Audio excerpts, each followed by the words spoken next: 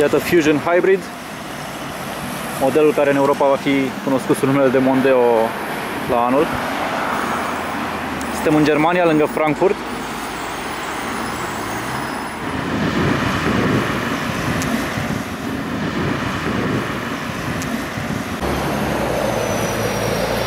Uitați-vă la grila aceasta superbă. Seamănă foarte mult cu câteva modele de la Aston Martin. Mașina pe care o conducem astăzi este înmatriculată în Marea Britanie, dar are volanul unde trebuie. Aici observați și camera video pentru asistență la parcare și are inclusiv sistem de detecție a locurilor de parcare și asistență. Și ca să ne uităm și în portbagaj.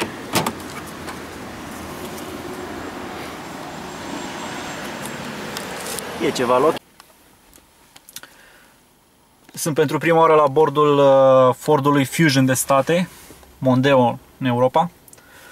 Doamne, cum poate să arate, e incredibil față de Mondeo pe care l-am eu, este o diferență de la cer la pământ. E o nouă generație în adevăratul sens al cuvântului, foarte mult spațiu interior, un scaun extrem de confortabil. Un volan ceva mai subțire decât la Focus, dar mult mai plăcut la atingere și observați câte butoane are pe el, e destul de bine dotat. Un bord foarte colorat, tot fel de indicatoare și animații.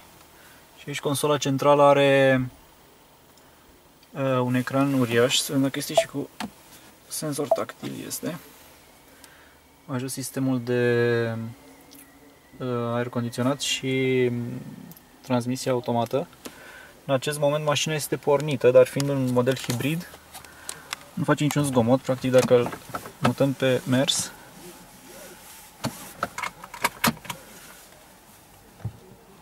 ea va și pleca înainte.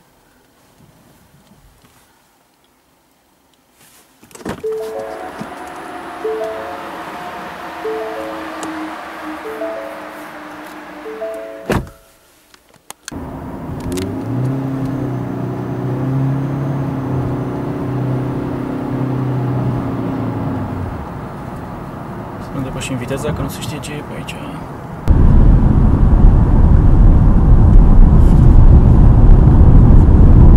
Simte premium.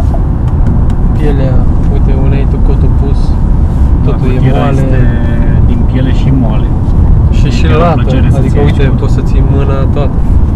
Nu mai să-l ții aici pe ușă, îl ții aici frumos și crotiera la fel este fixă cu piele. Consumul instantaneu, în sensul că în dreapta e cel de benzină care acum este pe 0 și dacă o turezi tare crește și acela pentru că intră motorul cu combustie în funcțiune. Iar acum când s-a aprins și acel indicator EV, înseamnă că merge doar pe electric. Este un motor hibrid și mi-arată acolo și câtă putere am probabil maxim și cât folosesc. Iar dacă trec cu acea dungă, acel indicator albastru de maximul său, intră și motorul de combustie în funcțiune.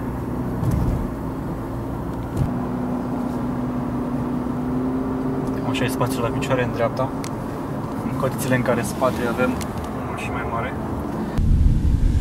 Continue 1.2 km to WP1 on right. Deci acum mergi pe electric.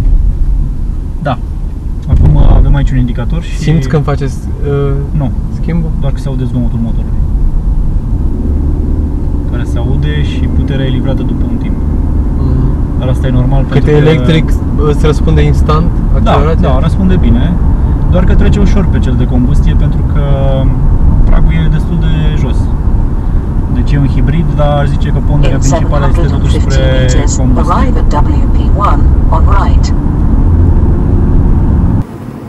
Mă avertizează oglinda că am o mașină în spate pe care nu o văd.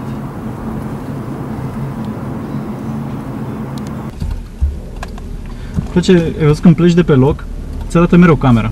Credeam că arată doar la mersul marșalier, dar ți-o arată oricum cu mesajul asigură-te că nu vine nimeni din spate. Da.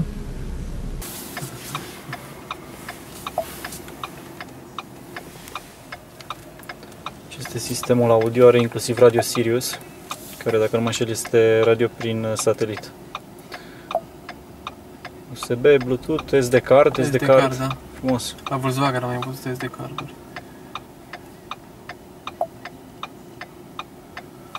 Acesta e ecranul principal, îți arată toate informațiile pe el, navigație, temperaturi, radio.